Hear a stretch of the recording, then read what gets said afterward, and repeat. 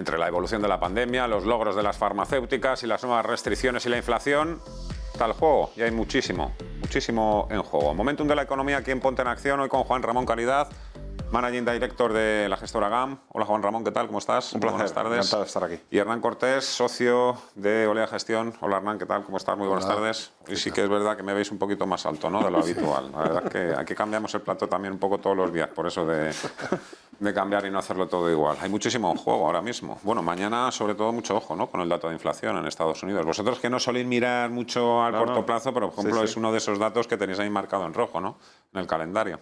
Sí, está claro que el dato de inflación sigue siendo referente y yo creo que ya los bancos centrales han cambiado el sesgo, ya se empieza a aceptar que no es temporal, que es permanente, que sobre todo la inflación subyacente en Estados Unidos esté por encima del 3,5 y las perspectivas que pueda haber para 2022 puede acelerar la retirada de estímulos, llevarla muy probablemente ya el fin de ella a marzo y que se empiece a hablar de subidas de tipos de interés para el segundo trimestre.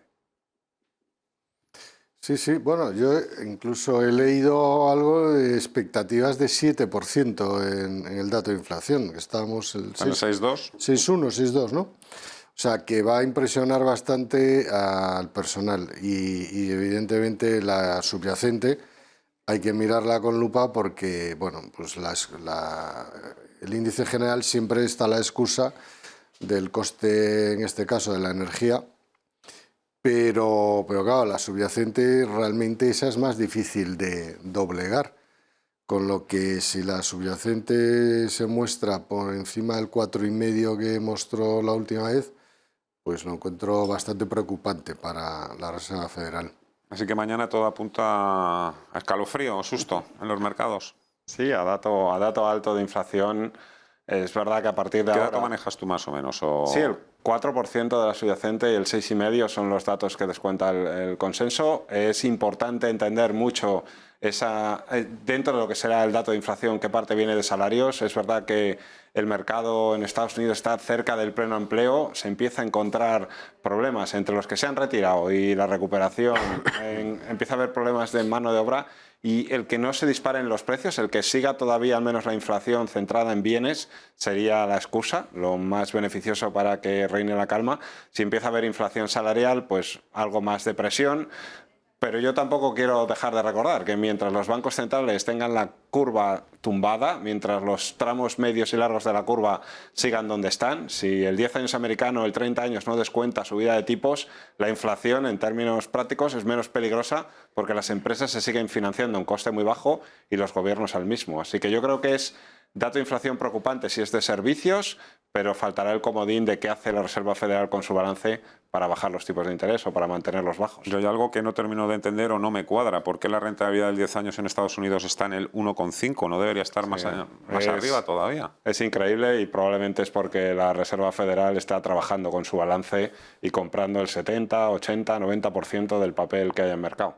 Pero sí, normalmente si hay inflación es la kriptonita de los tipos de interés, la curva debería positivizar. ¿Por qué no positiviza? Quilosá, pero probablemente la respuesta la tengas en el balance de la FED. ¿Vosotros crees que todavía hay oportunidad para que veamos un rally o esto va a depender evidentemente también un poco del dato de mañana y sobre todo de si se ponen o no más duras, sobre todo la Reserva Federal la próxima semana? Rally en las bolsas.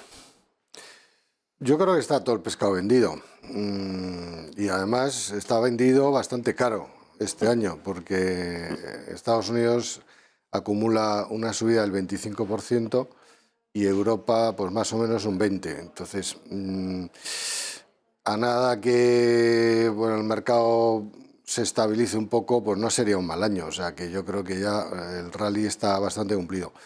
Yo creo que lo que nos podemos encontrar es algún movimiento, aunque suele ser poco habitual a finales de año los movimientos fuertes, pero algún movimiento de cara al primer trimestre y eso pueda llevar el mercado más bien a la baja que al alza. Pero bueno, yo lo veo estable de aquí a final de año y ya sería un buen logro. Entiendo que por el lado del Banco Central Europeo ahora seguimos hablando de activos de riesgo, por el lado del Banco Central Europeo tampoco ahí sí que vamos a esperar ningún tipo de sorpresa. No, pero fíjate que el Comité de Riesgos Sistémicos ya ha dejado entrever que al menos el programa de ayuda, de estímulos de pospandemia, el de 1,85 trillions, lo van a parar en marzo. seguirán otro par de meses inyectando liquidez. Es verdad que no esperamos subida de tipos de interés, pero también es verdad que se empieza a vislumbrar un cambio de sesgo en cuanto a que si no es retirar, al menos no echar más madera a partir del segundo trimestre. Madre mía. Banco Central Europeo, ¿no? Yo creo que el Banco Central, algo está cambiando en el Banco Central Europeo. O sea, Hombre, que ya, si no, ya. solo ya, que parece hasta una broma de mal gusto, ¿no? Que sigan insistiendo en lo mismo cuando los demás, pues bueno, su secreto a voces que no, Sí. que la inflación no se va a acabar en marzo. Hace un par de semanas Weidmann, bueno, todavía actual presidente del Bundesbank, pero que lo deja, no me acuerdo cuándo es, a primeros de año, hizo unas declaraciones al Financial Times diciendo que no estaba de acuerdo con seguir inyectando, no habla de subir tipos, pero que estaba en desacuerdo con la actual política de seguir inyectando liquidez en el sistema, o sea, comprando bonos por parte del BCE, porque con el ritmo actual de crecimiento de la economía y las expectativas de crecimiento para el 2022, que no tenía ningún sentido. Y este fin de semana he vuelto a leer en el Financial Times unas declaraciones de una alta directiva del ECB, no recordaba su nombre, Isabel, tiene un nombre español, Schauber, y donde ya empezaba a hablar de que la política monetaria actual del Banco Central Europeo no estaba produciendo el estímulo deseado y en cambio se estaba produciendo riesgos, por no decir otra cosa, de burbuja en los activos de riesgo. Entonces yo creo que, digamos, esta señora no creo que hable por su cuenta, porque el otro sí, Weidmann habla por su cuenta porque ya se va y se encuentra libre de decir lo que quiera. Y además es el presidente del Bundesbank, pero esta es una empleada de Lagarde, ¿no? Entonces yo creo que sí están cambiando la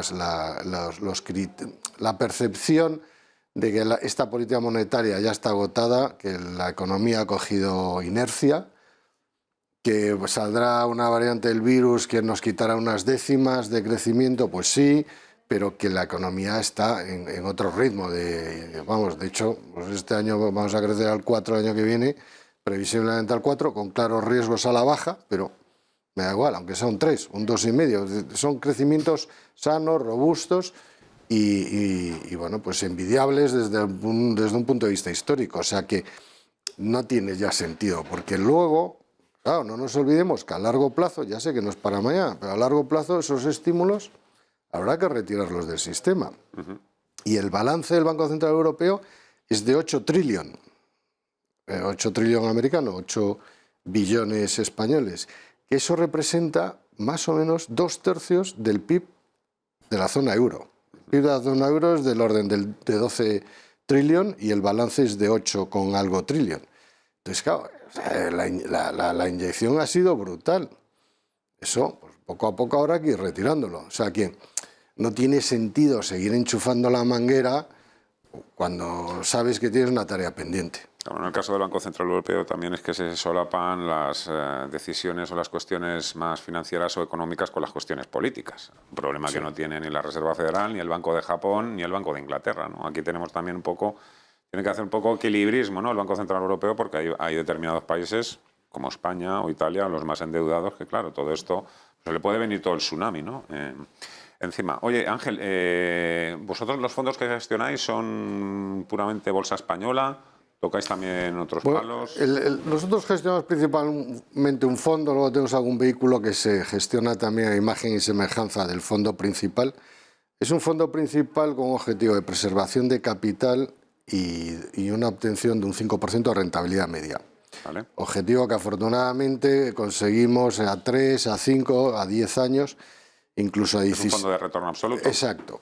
Es un fondo multiactivos de retorno absoluto donde tratamos de reflejar nuestras mejores ideas, ¿no? Entonces, hay gente que nos pregunta, ¿por qué no sacáis más fondos? Y digo, pues a lo mejor porque no tenemos más mejores ideas. Entonces, ¿Está centrado en bolsa española? No, está centrado en multiactivos. Multiactivos, ¿no? O sea, ponen largos y cortos.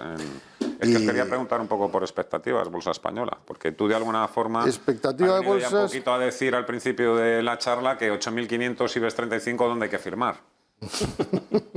Estamos hoy, ¿eh? No sé, 8.500 más o menos. Punto Bueno, arriba, punto yo no abajo. me consideraría un experto en bolsa española, la verdad. O sea, en un momento dado lo pude haber sido, pero no actualmente. Bueno, yo creo que la bolsa española está muy sesgada por una serie de valores que están en los sectores que a lo mejor no son los más deseados en este momento y por eso pues se ve arrastrada, ¿no? Entonces, ya la última puntilla pues ha sido Iberdrola y Inditex, que eran como las dos que se salvaban de la quema y bueno, pues no lleva un año que no lo están haciendo bien. Los bancos han podido compensar un poco este año, pero llevan años restando. Entonces, yo creo que la bolsa española tampoco la gente puede pensar que evoluciona de forma muy distinta a la europea. O sea, tú cuando coges empresas españolas dentro del mismo sector que otras europeas, cotizan a múltiplos más o menos similares, quizás un pelín más bajo, a múltiplos, están un poco más baratas, ¿no? Pero cuando coges bancos españoles, cotizan a múltiplos similares a los bancos europeos. Cuando coges eléctricas españolas, cotizan a múltiplos parecidos a las europeas. O sea, que no es que no tengan manía, que España no está de moda.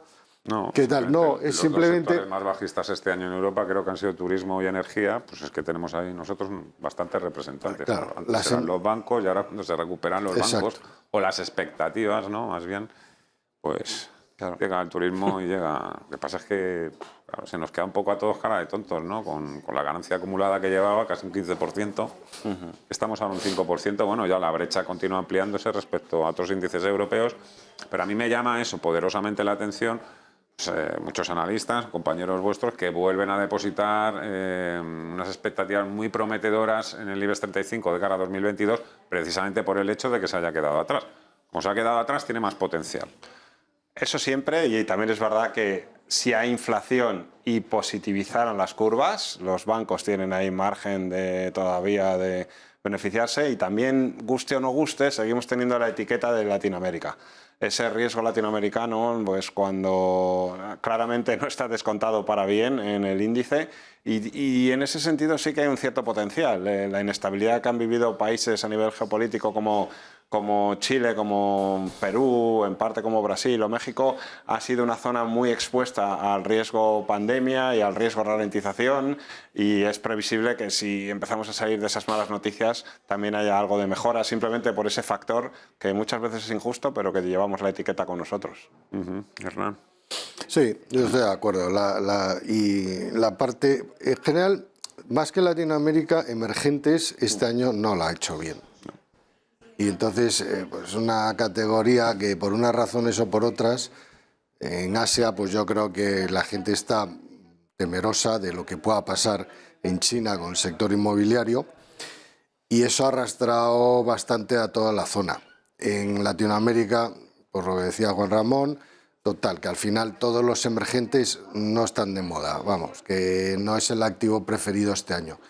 Entonces, previsiblemente, si las cosas siguen, los crecimientos esperados se consolidan, yo creo que 2022 sí lo pueden capitalizar bien las bolsas emergentes, ¿no? Porque es que no ha habido flujo hacia esas bolsas. O sea, comportándose bien las bolsas del mundo desarrollado, es más difícil que las emergentes capturen, ¿no? Y si encima se juntan que hay algunos problemas, objetivamente hablando, en ellas, pues más aún para que no haya flujo a favor de esos mercados. Hay otras dos cuestiones que están pasando hoy muy de puntillas en los mercados o prácticamente desapercibidas. Una, en primer lugar, es Wall Street Journal. Dice que Beijing, el gobierno chino, ha tomado definitivamente el control de su banco central.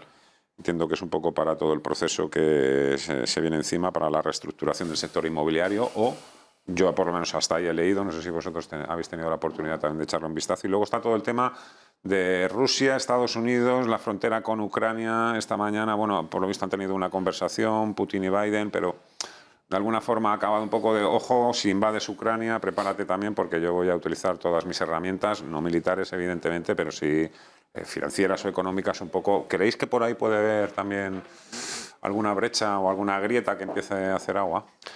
El riesgo geopolítico no es baladí. También Australia ha salido insinuando que igual boicotea los Juegos Olímpicos, Nueva Zelanda que no manda directivos. la situación ya no solo de Rusia-Ucrania, que es un tema importante, y cómo por un lado Alemania también en su parte añade burocracias para el nuevo oleoducto, todo lo que tiene que ver con China, Hong Kong, Taiwán. En ese sentido son riesgos geopolíticos importantes, pero también es verdad que son tantos los intereses cruzados que al final, pues sí, a lo mejor uno aprieta por un lado y automáticamente puede empezar Rusia a firmar contratos con la India que no estén referenciados en dólar y un poco amenazar por otro lado, o sea, lo razonable es que es un riesgo a mirar, es un riesgo preocupante que puede derivar en tensiones, sobre todo en lo que nos toca a nosotros en crisis energética, pero más allá de eso, pensar en un escenario apocalíptico de conflicto bélico cuesta pensarlo, hay que gestionarlo, pero cuesta pensarlo.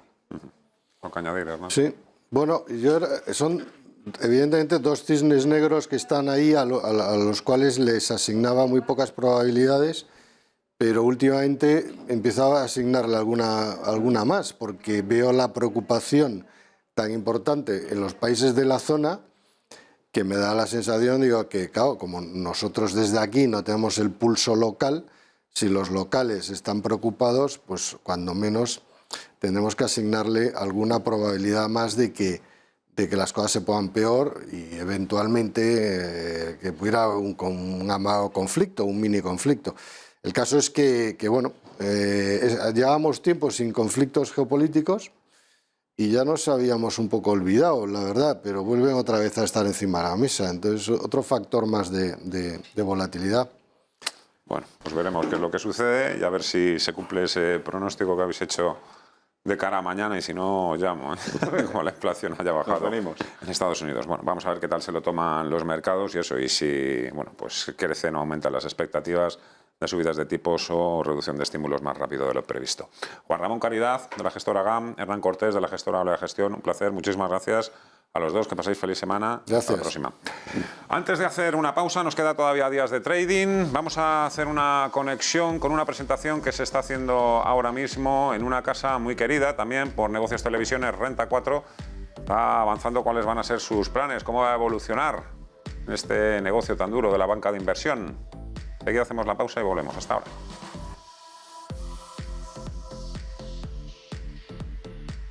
Que no es tan lineal, y además no nos gusta aquello de poner como tienes que abrir tantas cuentas, ¿no? Como digamos a la red, ¿no? Nosotros queremos que cada oficina nuestra sea una pequeña empresa, esté muy motivada, tenga un emprendedor al frente, esté muy motivado para crecer, pero no nos gusta ni ir por campañas, pues no lo hemos hecho nunca ni lo haremos, ni forzar la máquina.